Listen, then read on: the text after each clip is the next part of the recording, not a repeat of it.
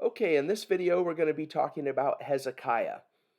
Remember that we're following on the steps of Ahaz, who was a terrible king who did terrible things. And if you want to make some kind of a lesson out of this, it might be something like from Ezekiel 18, how the good son is not held responsible for the bad father, and the bad father doesn't get credit for the good son, and all of this. This would be a really good example of that because Ahaz was a terrible father and a terrible king, and Hezekiah comes on the scene and he just does the complete opposite. He's a really good guy. And so let's start in 2 Kings chapter 18. 2 Kings chapter 18 and verse 1. In the 3rd year of Hoshea the son of Elah, king of Israel, Hezekiah the son of Ahaz, king of Judah, began to reign.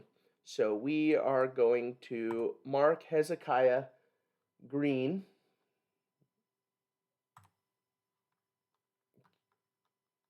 He's going to get a green highlight. And he is number 13. And with your blue pen, the parallel section of text for this is going to be 2 Chronicles chapters 29 to 32. Now let me tell you something. If you're going to do a study on Hezekiah, you really need to pay attention to these parallel sections because there's a lot of really important information in all of these I'm going to actually say three places where you find information about Hezekiah. And I'll just throw this out there to you real quick. At the end of last year, so in 2022, October, November, December, I taught a class on Sundays and Wednesdays called Lessons from the Life of David. And it was a really great class, got lots of engagement. And it went so well that in January, February, March of 2023, Rob Mackey did a class called Lessons from the Life of Kings. And so he just covered a handful of kings. He couldn't cover it all. There's too much there. But when I was going through this material, getting this ready, and sitting in Rob's class talking about Hezekiah and some of the stuff that he was looking at, I thought, if you wanted, between these three different sources, you could teach an entire quarter-long class on Hezekiah. 13 classes would be easy, but you could definitely get a Sunday and Wednesday 26 class quarter out of the life of Hezekiah. So make sure to mark the parallel sections here and read those because we're not going to do that in this video. In verse 3, Hezekiah did what was right in the eyes of the Lord. He did what was right in the eyes of the Lord. That's going to get a green underline because he is a good king. And notice in verse 4, I'm going to do this because this is important to me, especially since we're comparing it with everything else that we've seen with all the other kings. Even the good kings up to this point, it'll say something like, they did what was right in the eyes of the Lord, yet the high places remain. They did not tear down the high places, but not Hezekiah. Look at what it says in verse 4. He removed the high places. I'm just going to highlight that in yellow because I want to know that. Let me go back to my timeline here real quick. There's something about this text that I think we're supposed to see. And if you want to make a separate lesson out of this, this would be one really good lesson to do with this, I think. Do you remember when we were talking about Ahaz, how one of the main themes from his story is that he did not trust the Lord? Remember, he was surrounded on every side.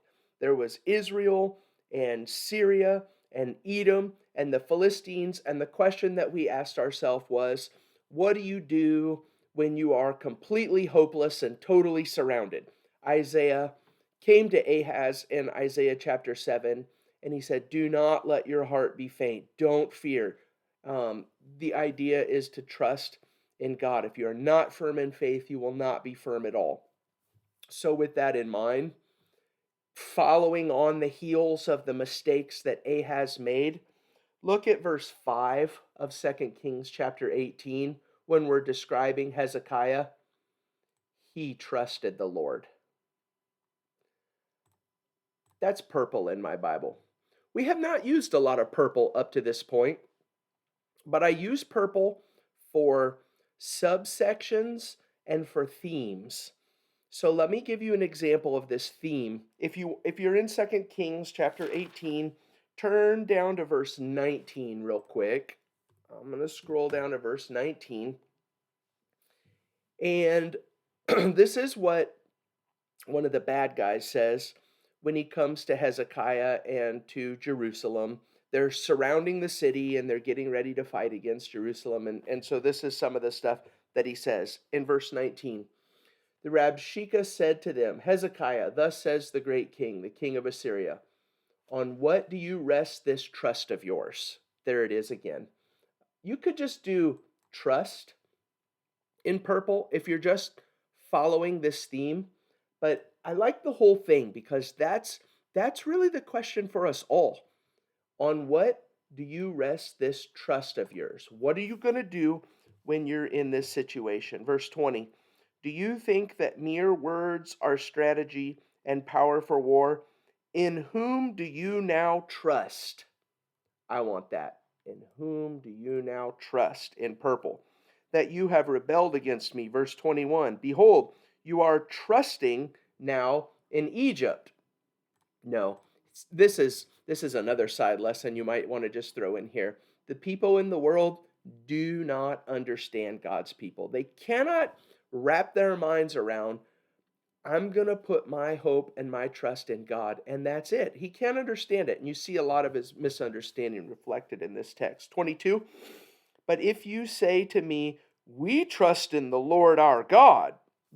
Oh, yeah, right. Hezekiah tore down all the places.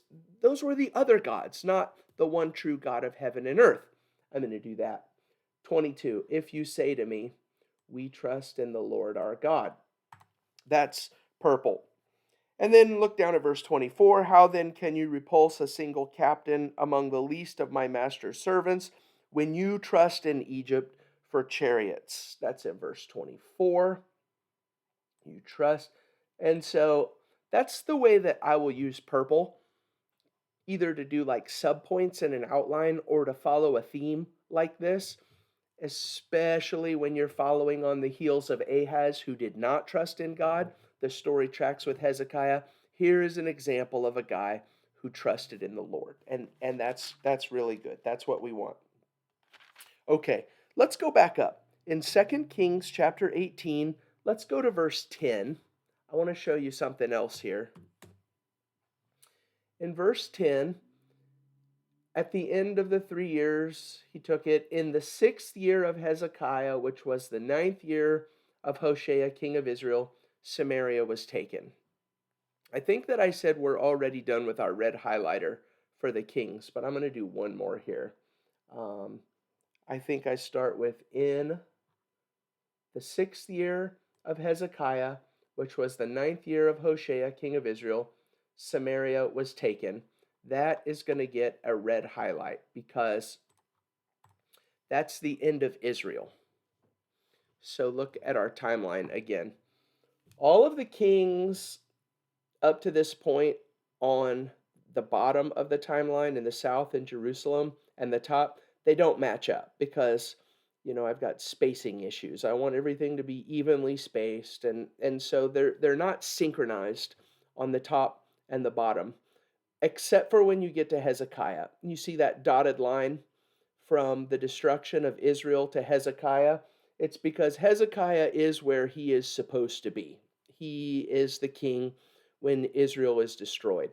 And that's kind of important to me because at least in this series of videos that I'm doing, I call this the divided kingdom. There's a folder for all of these kings, and I'm calling it the divided kingdom. And this is going to be the last king that goes into the divided kingdom folder when there is an Israel in the north and a Judah in the south. Everything from this point forward is going to be called the captivity and the restoration. And that's the reason why. Because Hezekiah was king when Israel was destroyed. Something to remember and think about with that. Now, here is something really cool. I like this stuff a lot.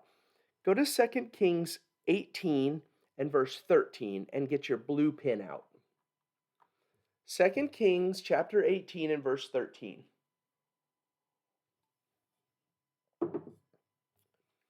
If I was going to do this in a live class, here's what I would do with you.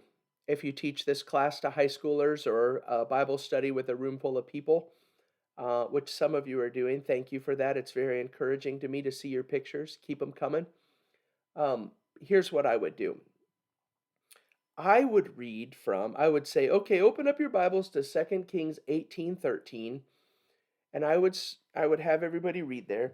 But what I would do is I would open my Bible. I wouldn't tell people this. I would open my Bible to Isaiah 36, and I would start reading from verse 1, because here's the thing that we're going to see. This is the way that I do this in my Bible. I'm not going to be able, I'll have to show you like this. How about this? I do a blue bracket. See that blue bracket that goes across the page right there? This is what my blue bracket says. I will go ahead and just attach the note to right here, just so there's a note. There's no highlight. I write this. 2 Kings 18, verse 13, all the way through chapter 20 and verse 19 equals Isaiah chapter 36 and verse 1, all the way through Isaiah 39 and verse 8. That is a huge chunk of text that 2 Kings 18, 19, and 20 is almost identical content to Isaiah chapter 36, 37, 38, and 39. A huge part of that. I need to make sure and put my little note tag here so I remember to see it. So that is something worth paying attention to. Let's do this. Let's go to Isaiah chapter 36, because I'm going to want to remember this. I'm going to put my blue bracket. See my blue bracket there, just like I had in Kings. I'm going to put my blue bracket there, and I'm just going to attach my note to right here. This is one of the reasons why I don't like electronic Bibles. I like to actually write my stuff and be able to see it. I'm going to write Isaiah 36:1 all the way through 39:8 equals 2 Kings 18:13 and following, and 2 Chronicles 32:9 and following.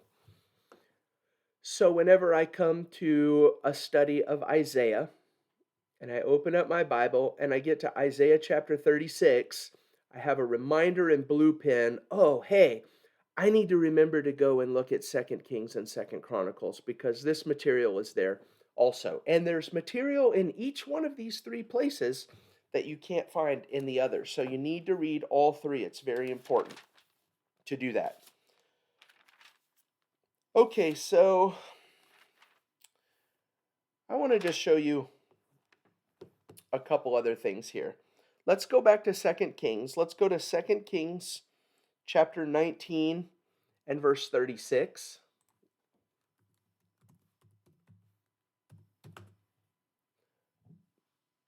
Second Kings chapter 19 and verse 36. It says, then Sennacherib, king of Assyria, departed and went home and lived at Nineveh. I guess what we should have done is we should have started in about verse 29. The Assyrians are coming against Jerusalem and Hezekiah. And Hezekiah is scared, like his father Ahaz. What are we going to do? Oh no, there's no way out of this mess. And so they ask God for help, and God gives them help. And so where are we here? In verse 35, 2 Kings 19:35. And that night the angel of the Lord went out and struck down 185,000 in the camp of the Assyrians. And when the people arose early in the morning, behold, these were all dead bodies. Then Sennacherib, king of Assyria, departed and went home and lived at Nineveh. And as he was worshiping, his sons struck him down. So there's something really cool about this. First of all, let me let me just show you this because I really like this. If you're watching for a map of this time, you're not going to be able to see it very good on this picture because it's super, super small. You would need to blow it up a little bit. But do you see all those different colors on the map? That's the different stages of the Assyrian Empire. Let's see if you can see my mouse here. As the Assyrian Empire pushes farther and farther and farther south, and you will see that they eventually get to Egypt and they run all the way down the Nile River Valley. You'll notice you see that tiny, tiny little red circle. It's because Assyria never took Jerusalem. If a map is going to accurately show what happened during this time, you're going to have a tiny, tiny little dot on the map that God saved Jerusalem from this mighty empire. And what you see on the left side of your screen here is a thing called the Taylor prism. Just Google it, you can see a picture of it. But the Taylor prism, this is what I have written in the margin of my Bible, and I'm going to show you what I'm going to write here. Next to verse 36, where it says, Then Sennacherib, king of Assyria, departed and went home and lived at Nineveh. The Taylor prism is Assyrian history, and this is what Sennacherib's history is, recorded from his perspective. It says, Hezekiah, like a caged bird, I shut up in Jerusalem. But he didn't conquer him. And we know the reason why he didn't conquer him, because God killed 185,000 one of his troops and sent him home with his tail between his legs. So that's something that I want to remember. Next to verse 36, I'm just going to attach a note to this entire verse, and I'm going to write Taylor prism so that I can remember what to Google. And I actually have this quote in my Bible. Bracket here because the Taylor prism doesn't actually says this. It says he, Hezekiah, in brackets. Hezekiah, comma, like a caged bird, I shut up in Jerusalem. It says more than that, but that's the main thing that I want to see. So that's really cool. I want to remember that. That's important. So I put it in the margin of my Bible.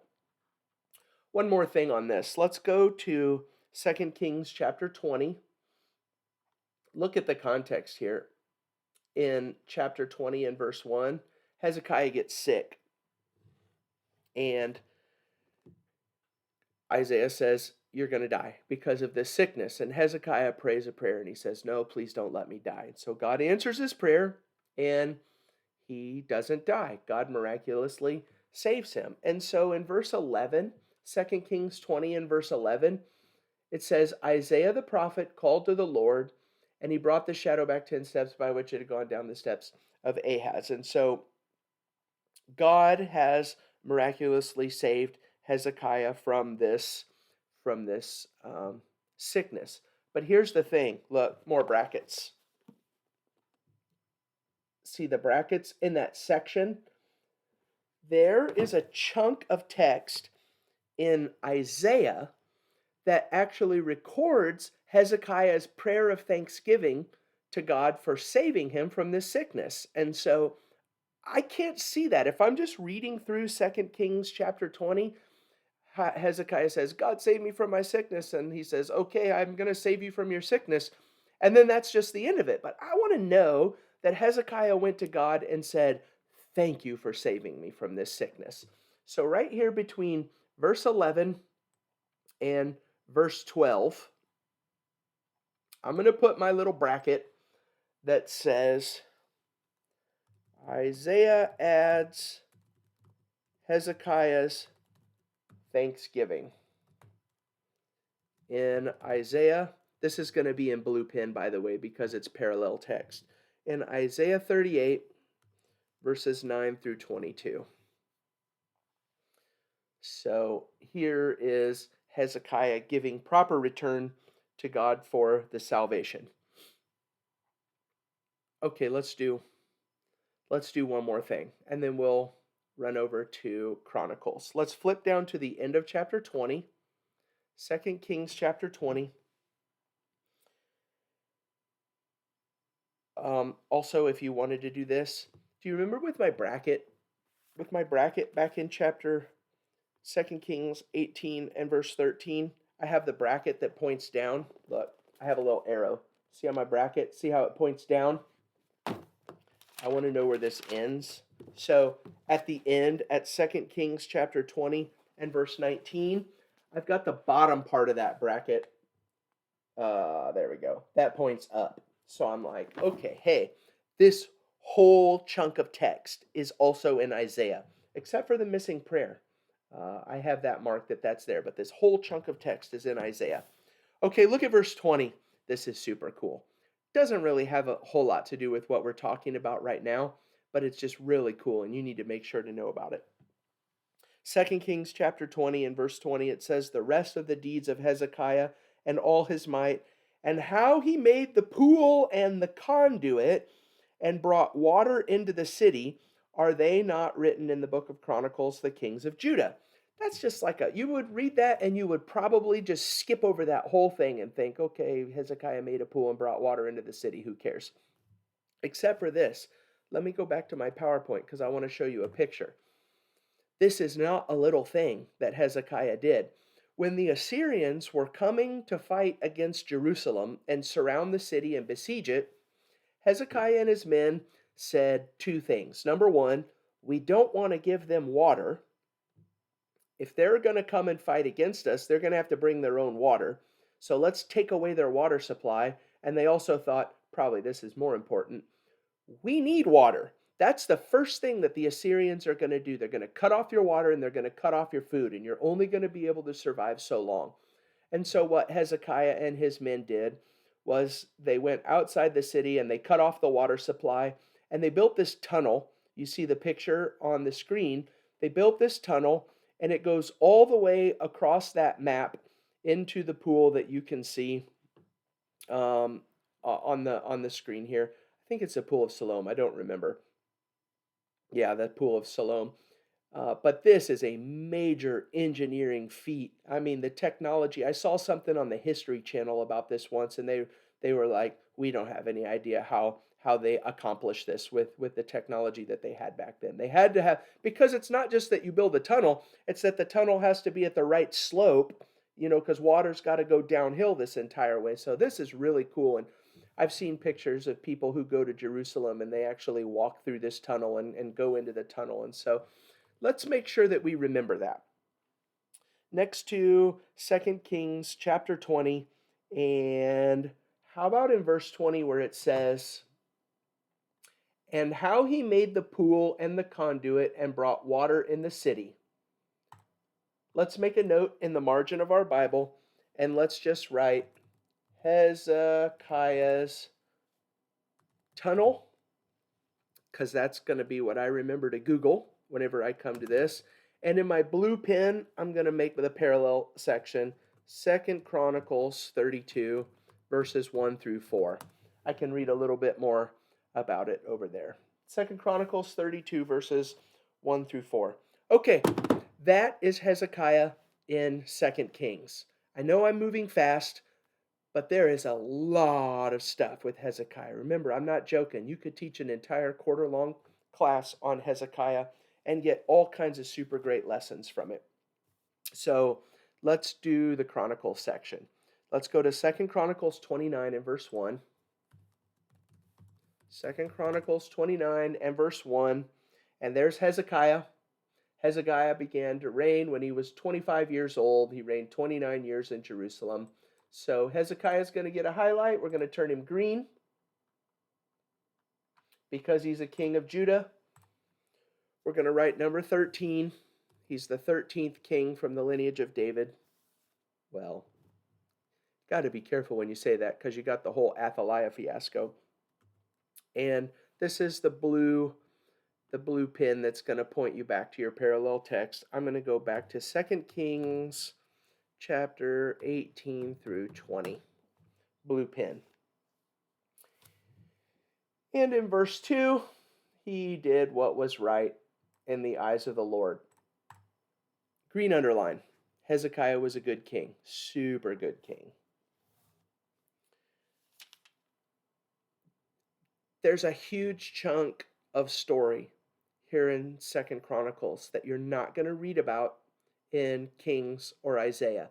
So you need to make sure what Hezekiah does with the temple. And it's all like this is really, really important. Look at chapter 30 and verse 1.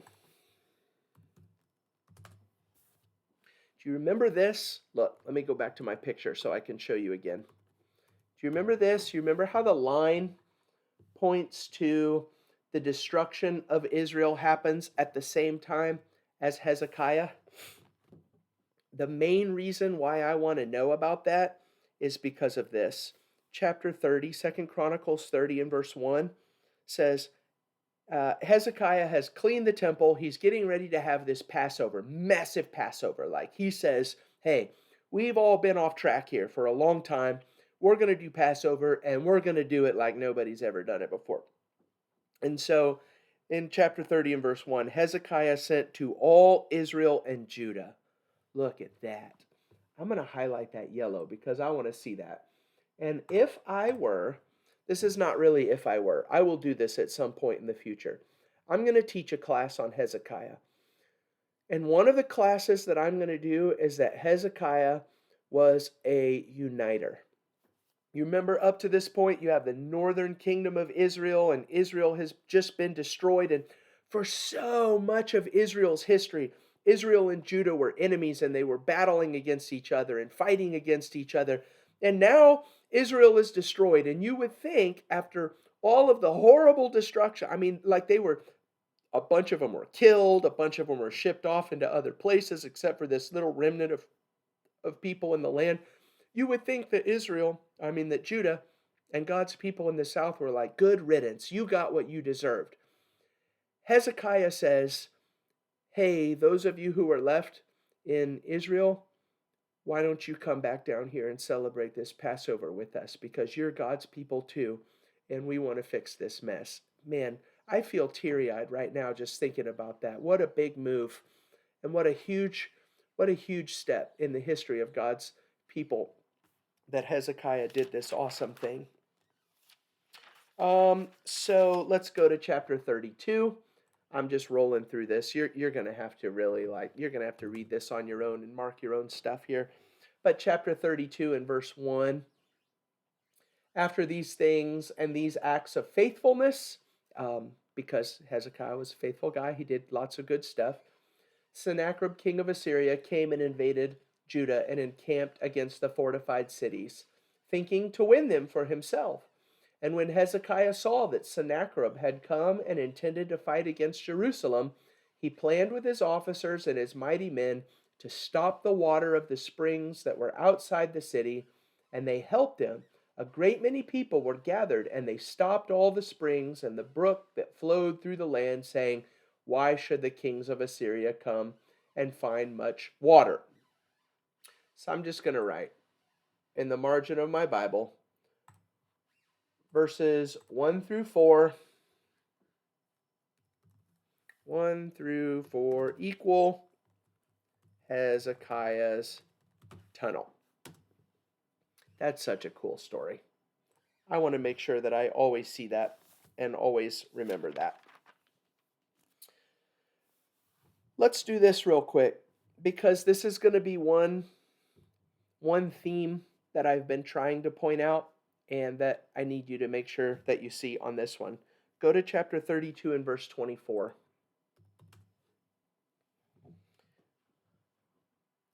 Even the good kings. I'm not ready to make this point yet. I'm going to make this point when we get to Josiah. But even the good kings, even the really, really good kings like Hezekiah, Hezekiah is just top notch with God up to this point. He did so many great things. Even the good kings are not perfect. And as we read through the story of the kings, we remember the promise that God made to David, that your son is going to build the temple and your son is going to have a king that lasts forever, and I'm going to be a father to him and he's going to be a son to me. And we read through all of these kings, and with David, definitely with Solomon, with so many of the kings of Judah, and even with Hezekiah and even with Josiah. We have this feeling in the back of our head that we're not to the one yet. We're not to the one. We're not to that one that we're looking for, who's going to do everything that God said he was going to do. We're waiting for a Messiah. We're waiting for the perfect descendant of David who's going to really build God's house, who's going to have a kingdom that lasts forever and conquer all of God's enemies.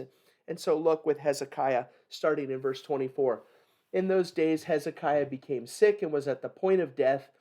And he prayed to the Lord, and he answered him and gave him a sign. But look in verse 25. This is why I said we need to remember what Isaiah says about Hezekiah's prayer, saying thanksgiving for the salvation. The prayer didn't happen first in verse 25.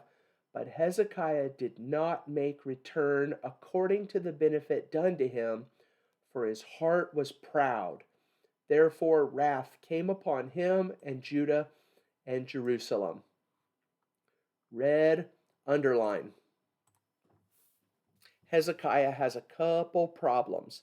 One is that his heart was proud. It's the same thing that we've seen with these kings. They do really good. They trust God. They put their faith in God, and God saves them. And we get to this spot in our lives where we're like, I guess I don't need God anymore. And our heart gets proud, and we start rejoicing in our own strength and in our own victories and our own salvation. And we forget about God. And that happened even to Hezekiah. In verse 26, but Hezekiah humbled himself for the pride of his heart, both he and the inhabitants of Jerusalem, so that the wrath of the Lord did not come upon them in the days of Hezekiah. So I'm just going to do this. But Hezekiah humbled himself for the pride in his heart. Green underline, he got the problem fixed.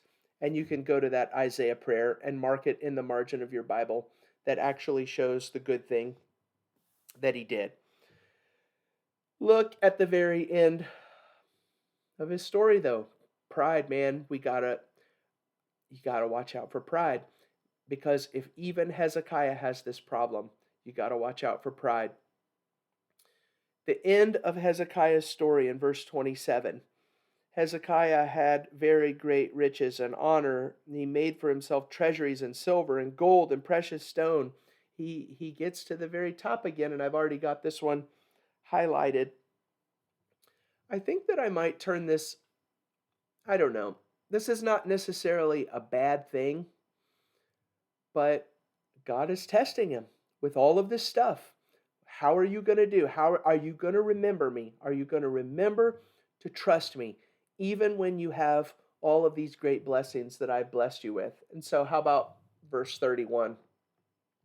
And so in the matter of the envoys of the princes of Babylon, who had been sent to him to inquire about the sign that had been done in the land, God left him to himself, listen, in order to test him and to know all that was in his heart.